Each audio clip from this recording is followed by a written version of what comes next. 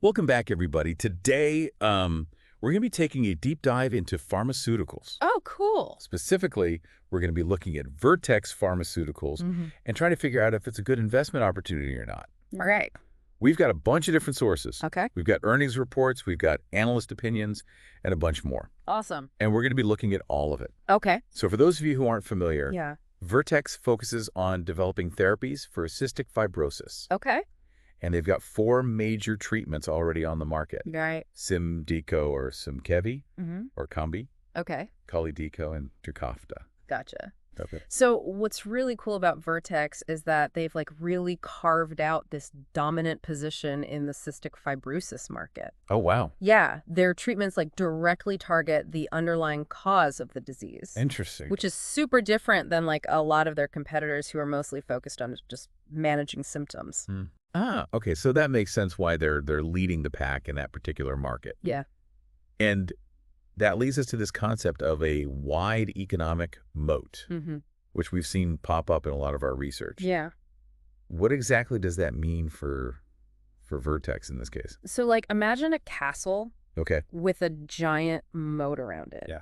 That's basically what a wide economic moat is for a company. Okay. It's this big advantage they have that makes it really hard for other companies to compete with them. Gotcha. And for Vertex, their moat comes from their crazy good scientific knowledge about CF. Okay. It's they've spent so much time studying this disease Right. that no one else can really catch up. So it's not just about having a couple of popular products. It's about having this deep knowledge Totally. that really makes them the leader. Exactly. And even though the CF market has been amazing for them, Yeah. they're not just sitting back and relaxing. Cool. They're working on expanding their moat by developing treatments for other serious diseases too. That's smart, getting ahead of the curve. Right. Yeah. All right, so let's talk about their financials. Okay. Their Q3 2024 earnings report looks pretty good. Yeah.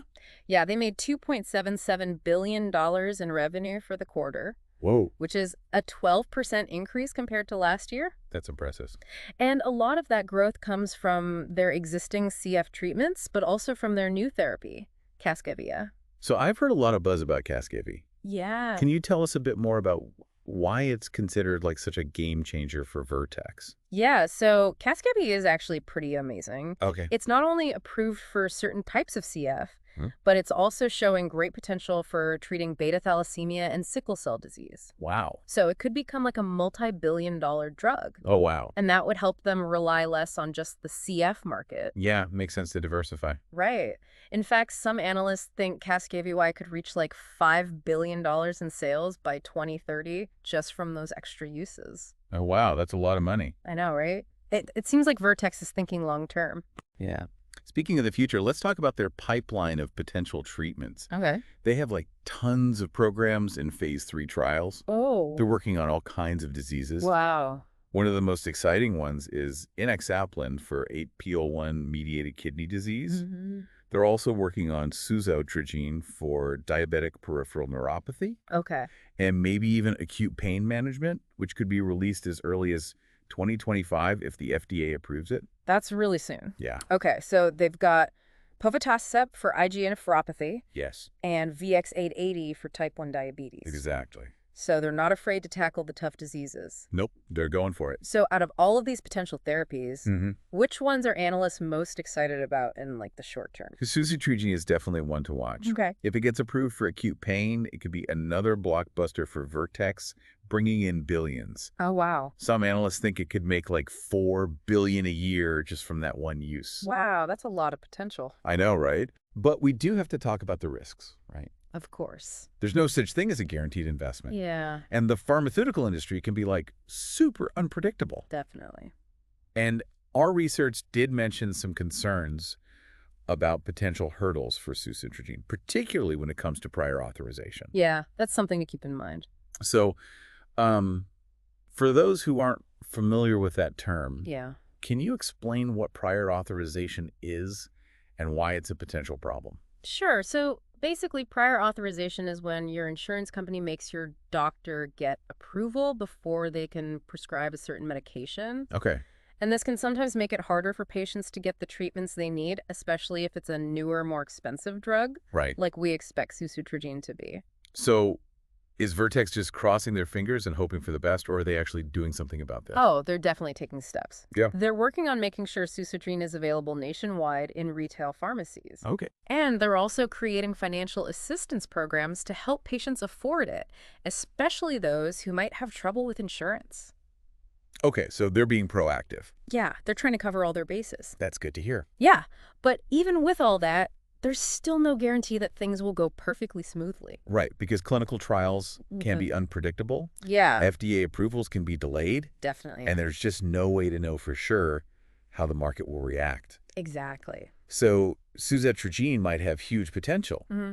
but investors need to be aware of the possible bumps in the road. Absolutely. And that brings us to another thing to consider: the huge amount of money it takes to bring new drugs to market. Right. We're talking about tons of money for research and development, manufacturing, and marketing. It's a lot. So even if a drug gets through all the trials and gets approved, Yeah. it can take a long time to see a return on that investment. Exactly. It's a long and pricey process. Mm. And there's always a chance that a drug won't be as successful as everyone thought it would be. That's true, yeah. So Vertex's pipeline is super exciting, Yeah. but investors need to be prepared for the long haul. It's a marathon, not a sprint. Exactly. All right, so we've talked about the potential. Yes. We've talked about the risks. Mm-hmm. What are the analysts saying? Yeah, good question. Is there a general consensus on whether Vertex is a buy, sell, or hold? Well, most analysts seem pretty positive. Okay. The current share price is a little bit lower than what most analysts think the company is actually worth. Interesting. For example, Oppenheimer has set a price target of $540, Okay. while RBC Capital is a little more cautious with a target of $451. So there's a bit of a range. Yeah. Anything else about those opinions that stands out to you? Well, the average price target from the past 6 months is $517.21, Okay. which means that even though some analysts have different opinions, Yeah. most of them think Vertex might be undervalued right now. Okay. So it could be a good time to buy. Potentially. It's interesting, though, Yeah. because we also have Canaccord Genuity with a target of $361. Yeah, they're way lower than everyone else. I wonder why they have such a different perspective. It would be interesting to dig into their research and see what their reasoning is. Yeah, that's a good point. Understanding why analysts have different opinions can help investors make better decisions. Right. For sure. All right, so let's kind of recap where we are. Yeah. We've established that Vertex is like Yeah. the leader in the CF market, For sure. thanks to their awesome treatments Yeah. and that wide economic moat. That's right. We also dug into their strong Q3 earnings, Mhm. the potential of caniskevian, Definitely a game changer. and their big pipeline of therapies. Absolutely. They're working on all kinds of stuff. But we also talked about some potential risks, right? Of course, we got to be realistic. Like those prior authorization challenges for suzetrigine, Yeah, that could be a hurdle. the uncertainty of clinical trials. Always a factor. And the huge investment needed to actually bring new drugs to market. Yeah, it's a costly business. So with all that in mind, Mm-hmm. what's the verdict? Yeah. Is Vertex a good investment? Well, based on everything we've looked at, Yeah. there are definitely some solid reasons to be optimistic. Okay.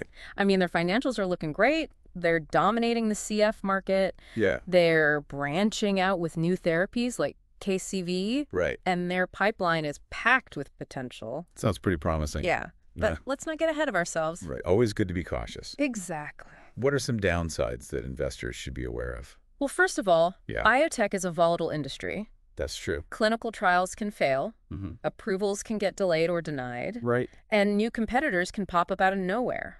So even with a company as strong as Vertex, Yeah, there are still risks. definitely. And even though their dominance in CF is impressive, it also means they're pretty reliant on that one area for their revenue. That's right. So any problems in that market Yeah, could really hurt them. exactly. That's why diversifying is so important. Right, like they're doing with Casgevy in their pipeline. Exactly. But even that takes a ton of money and doesn't guarantee success. True. Developing and launching new drugs is expensive and risky. So it's kind of like a balancing act. Yeah. On one hand, Yeah. Vertex has a proven track record, Mm-hmm. strong financials, Yep.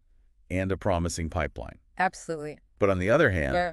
they're facing the typical biotech risks Right. and trying to replicate their success in new areas. It's a challenge for sure. So there's definitely a lot to think about, Definitely. which is why it's so important for anyone thinking about investing in Vertex Mm-hmm. to do their own research. Absolutely. Don't Right. just take our word for it. Go deeper. Yeah, look into their financials, Mm-hmm. analyze their clinical trial data, Yeah.